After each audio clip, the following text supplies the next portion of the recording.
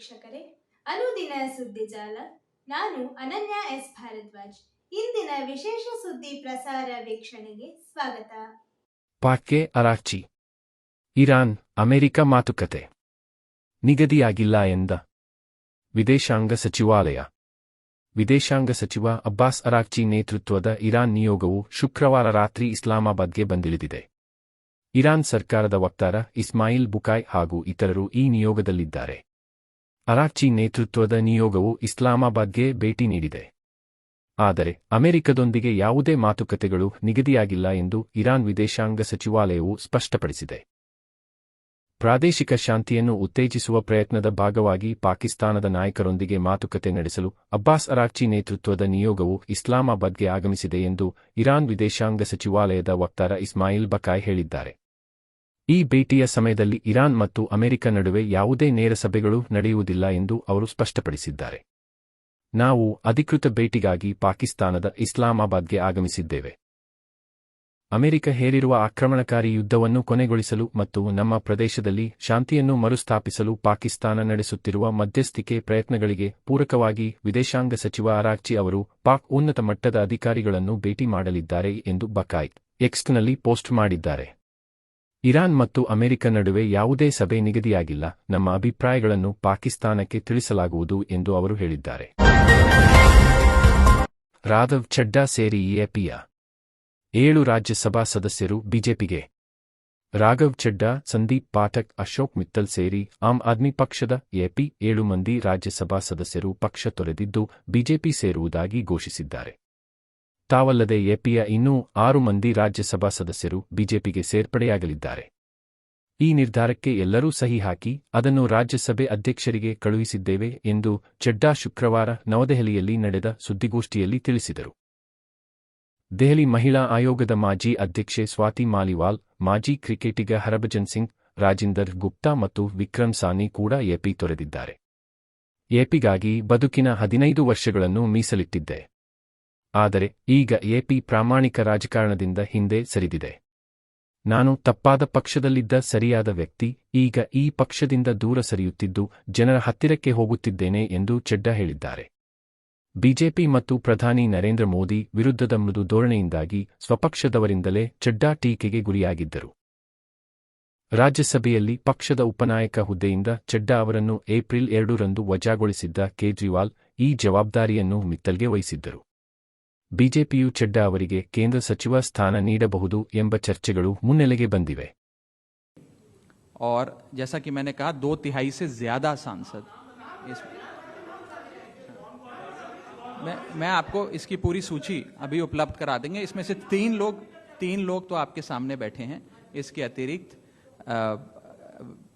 World class cricketer Harbhajan Singh हैं,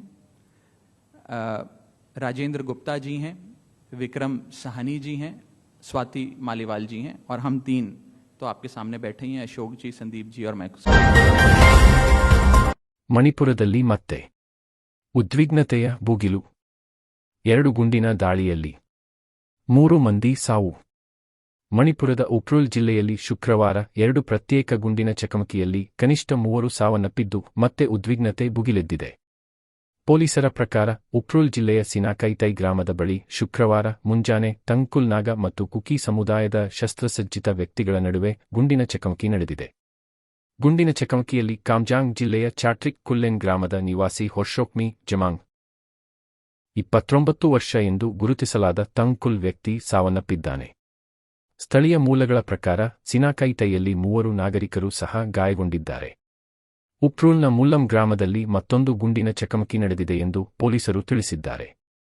ಮುಲ್ಲಂ ಕುಕಿ ಜನರು ವಾಸಿಸುವ ಗ್ರಾಮವಾಗಿದ್ದು ಅಲ್ಲಿ ನಡೆದ ಗುಂಡಿನ ಚಕಮಕಿಯಲ್ಲಿ ಮೃತಪಟ್ಟ 2 ವ್ಯಕ್ತಿಗಳನ್ನು ಕೋನೋಮ್ ಗ್ರಾಮದ ಲೆಟ್ಲಾಲ್ ಸಿಟ್ಲ್ಹೌ ಅಲಿಯಾಸ್ ಜೇಮ್ಸ್ ಕುಕಿ ಮತ್ತು ಹೈಜಾಂಗ್ ಗ್ರಾಮದ ಪಾವೊಮಿನುನ್ ಹಾವೊಲಾವೋ ಅಲಿಯಾಸ್ ಹಿತ್ಲಾಲ್ ಕುಕಿ ಎಂದು ಅಧಿಕಾರಿಗಳು ಗುರುತಿಸಿದ್ದಾರೆ. ಇಬ್ಬರೂ ಕಾಂಗ್ಪೋಪ್ಪಿ ಜಿಲ್ಲೆಯವರು.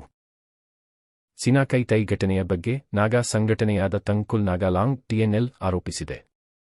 ಸಿರಾರಾಕಾಂಗ್ ಮತ್ತು ಸಿನಾಕೈತೈನಲ್ಲಿ ಅಡಿಯಲ್ಲಿ ಶಸ್ತ್ರಸಜ್ಜಿತ ಕುಕಿ ಕಾರ್ಯಕರ್ತರು ಮತ್ತು ಇತರ ಕುಕಿ ಉಗ್ರಗಾಮಿ ಗುಂಪುಗಳು ನಿರಂತರ ಚಲನೆ ಮತ್ತು ಅಡ್ಡಿಪಡಿಸಿದ ನಂತರ ಸಿರಾರಾಕಾಂಗ್ ಬಳಿ ನಿಯೋಜಿಸಲಾದ ನಾಗಾ ಗ್ರಾಮ ಕಾವಲುಗಾರರು ಸಿರಾರಾಕಾಂಗ್ ಮತ್ತು ಸಿನಾಕೈತೈ ನಡುವೆ ಗಸ್ತು ತಿರುಗಲು ಹೋಗಿದ್ದರು. ಆಗ ಕುಕಿ ಸಮುದಾಯಕ್ಕೆ ಸೇರಿದ ಇತರ ಶಂಕಿತ ಉಗ್ರಗಾಮಿಗಳೊಂದಿಗೆ ಅಡಿಯಲ್ಲಿ ಕುಕಿ ಕಾರ್ಯಕರ್ತರು ಅವರ ಮೇಲೆ ಹೊಂಚು ಹಾಕಿದರು. ಹಿಂಸಾಚಾರ ನಡೆದು 2 ವಾರಗಳಿಗಿಂತಲೂ ಹೆಚ್ಚು ಸಮಯದ ನಂತರ ಗೆಲ್ಮನ್ ಸಿಆರ್ಪಿಎಫ್ ಗುಂಡಿನ ದಾಳಿಯಲ್ಲಿ ಸಾವನ್ನಪ್ಪಿದ 3 ಶವಗಳನ್ನು ಕುಟುಂಬಗಳು ಶುಕ್ರವಾರ ಪಡೆದುಕೊಂಡಿವೆ. ಶವಗಳನ್ನು ಪ್ರಾದೇಶಿಕ ವೈದ್ಯಕೀಯ ವಿಜ್ಞಾನ ಸಂಸ್ಥೆಯ ರಿಮ್ಸ್ ಶವಾಗಾರದಲ್ಲಿ ಇರಿಸಲಾಗಿತ್ತು.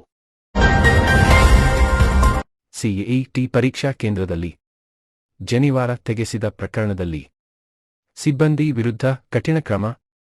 ಸಿಇಟಿ ಪರೀಕ್ಷಾ ಕೇಂದ್ರದಲ್ಲಿ ಜನಿವಾರ ತೆಗೆಸಿದ ಪ್ರಕರಣದಲ್ಲಿ ಸಿಬ್ಬಂದಿ ವಿರುದ್ಧ ಕಠಿಣ ಕ್ರಮ ಕೈಗೊಳ್ಳಲಾಗುವುದು ಎಂದು ಉನ್ನತ ಶಿಕ್ಷಣ ಸಚಿವ ಎಂ. ಸಿ. ಸುಧಾಕರ್ ಬೆಂಗಳೂರಲ್ಲಿ ಶುಕ್ರವಾರ ತಿಳಿಸಿದ್ದಾರೆ. ಜನಿವಾರದ ಘಟನೆ ಕುರಿತು ಮಾಹಿತಿ ಬಂದಿಲ್ಲ. ಘಟನೆ ನಡೆದಿದ್ದರೆ ಸಂಬಂಧಿತ ಸಿಬ್ಬಂದಿ ವಿರುದ್ಧ ಕಠಿಣ ಕ್ರಮ ಕೈಗೊಳ್ಳಲಾಗುವುದು ಎಂದು ಹೇಳಿದ್ದಾರೆ. ವಿದ್ಯಾರ್ಥಿಗಳಿಗೆ ಯಾವುದೇ ರೀತಿಯ ಅನಾನುಕೂಲವಾಗದಂತೆ ಪಾರದರ್ಶಕವಾಗಿ ಹಾಗೂ ಯಾವುದೇ ಪರೀಕ್ಷಾ ಅಕ್ರಮ ನಡೆಯದಂತೆ ಕಟ್ಟುನಿಟ್ಟಾಗಿ ಸಿಟಿ ಪರೀಕ್ಷೆ ನಡೆಸಲಾಗಿದೆ. ವಿದ್ಯಾರ್ಥಿಗಳು ಪರೀಕ್ಷಾ ಕೊಠಡಿಗೆ ಆಗಮಿಸುವುದರಿಂದ ಪರೀಕ್ಷೆ ಮುಗಿಸುವವರೆಗೆ ಸಿಸಿಟಿವಿ ಮೂಲಕ ನಿಗಾ ವಹಿಸಲಾಗಿದೆ ಎಂದು ಹೇಳಿದ್ದಾರೆ. ಪರೀಕ್ಷಾ ಕೇಂದ್ರಗಳಲ್ಲಿ ಯಾವುದೇ ಅಕ್ರಮ ನಡೆಯದಂತೆ ಕಟ್ಟುನಿಟ್ಟಿನ ಕ್ರಮ ತೆಗೆದುಕೊಳ್ಳಲಾಗಿದೆ. ಖಾಸಗಿ ಮತ್ತು ಸರ್ಕಾರಿ ಕಾಲೇಜುಗಳ ಕೊಠಡಿಗಳನ್ನು ಬಳಸಿಕೊಂಡು ಕಡಿಮೆ ವೆಚ್ಚದಲ್ಲಿ ಪರೀಕ್ಷೆ ನಡೆಸಲಾಗಿದೆ ಎಂದು ತಿಳಿಸಿದ್ದಾರೆ. With regard to the common entrance test, few boys were asked to remove their sacred thread, what we call as Janivara in Kannada. I think this is very atrocious because last year itself there were a couple of incidents and it was a statewide news and we took it very seriously. And this year also we had given very serious instructions and there were special officers there to look after the dress code and other things. ಒಳಮೀಸಲಾತಿಯ ಗೊಂದಲಕ್ಕೆ ತೆರೆ. ಬಲಗೈ ಎಡಗೈ ತಲಾ 5% ಭಾಗ ಹಂಚಿಕೆ. ಸುಮಾರು 4 ದಶಕಗಳಿಂದ ಕಗ್ಗಂಟಾಗಿಯೇ ಉಳಿದಿದ್ದ ಮತ್ತು ಪ್ರಬಲ ಹೋರಾಟಗಳಿಗೆ ದಾರಿ ಮಾಡಿಕೊಟ್ಟಿದ್ದ ಪರಿಶಿಷ್ಟ ಜಾತಿಯಲ್ಲಿನ ಒಳಮೀಸಲಾತಿಯ ಗೊಂದಲಕ್ಕೆ ಸಿದ್ದರಾಮಯ್ಯ ನೇತೃತ್ವದ ರಾಜ್ಯ ಸರ್ಕಾರ ಒಂದು ಹಂತದ ತೆರೆ ಎಳೆದಿದೆ. ಪರಿಶಿಷ್ಟ ಜಾತಿಯಲ್ಲಿನ ಎಡಗೈ ಬಲಗೈ ಜಾತಿಯವರು ಮತ್ತು ಅಲೆಮಾರಿ ಸಮುದಾಯವನ್ನು ಸಮಾಧಾನಪಡಿಸುವ ಮಹತ್ವದ ತೀರ್ಮಾನವನ್ನು ಶುಕ್ರವಾರ ನಡೆದ ವಿಶೇಷ ಸಚಿವ ಸಂಪುಟ ಸಭೆ ತೆಗೆದುಕೊಂಡಿದೆ. ಪರಿಶಿಷ್ಟ ಜಾತಿಗೆ ಲಭ್ಯ ಇರುವ 6% ಮೀಸಲಾತಿಯಲ್ಲಿ ಈ ಹಂಚಿಕೆ ಮಾಡಲಾಗಿದೆ. ಈ ಹಿಂದೆ ಪರಿಶಿಷ್ಟ ಜಾತಿಗಿದ್ದ 6% ಮೀಸಲಾತಿ ಪ್ರಮಾಣವನ್ನು 6% ಹೆಚ್ಚಿಸಿ ನಿರ್ಧಾರ ತೆಗೆದುಕೊಂಡಿದ್ದ ಬಸವರಾಜ ಬೊಮ್ಮಾಯಿ ನೇತೃತ್ವದ ಬಿಜೆಪಿ ಸರ್ಕಾರ ಒಳಮೀಸಲಾತಿ ಹಂಚಿಕೆ ಮಾಡಿತ್ತು. ಇದರಿಂದಾಗಿ ಒಟ್ಟು ಮೀಸಲಾತಿ ಪ್ರಮಾಣ 6% ಏರಿಕೆಯಾಗಿತ್ತು. ಸಿದ್ದರಾಮಯ್ಯ ನೇತೃತ್ವದ ಸರ್ಕಾರ ಅಸ್ತಿತ್ವಕ್ಕೆ ಬಂದ ಮೇಲೆ 6% ಮೀಸಲಾತಿಯಲ್ಲಿ ಬಲಗೈ ಹಾಗೂ ಎಡಗೈಗೆ ತಲಾ 6% ಹಾಗೂ ಸ್ಪೃಶ್ಯ ಜಾತಿಗಳಿಗೆ 5% ಹಂಚಿಕೆ ಮಾಡಲಾಗಿತ್ತು.